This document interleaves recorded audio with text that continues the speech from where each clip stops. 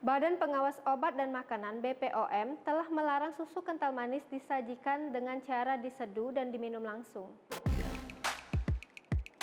Alasannya, karena SKM bukanlah asupan pengganti susu melainkan hanya sebagai topping atau pelengkap sajian makanan.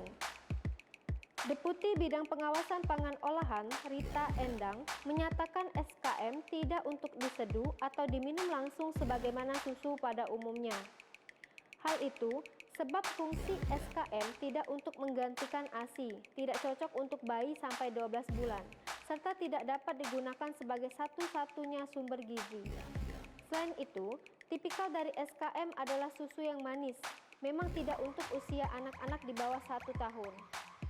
Sudah ada peringatannya, masyarakat yang memang berisiko terhadap kandungan gulanya seharusnya perlu mengoreksi diri, kata Rita dikutip dari Antara, Senin 13 September 2021. Menurut Rita, SKM seharusnya digunakan untuk topping bukan untuk diseduh, sebab cara konsumsi SKM dengan cara diseduh merupakan kebiasaan yang salah dan harus diubah.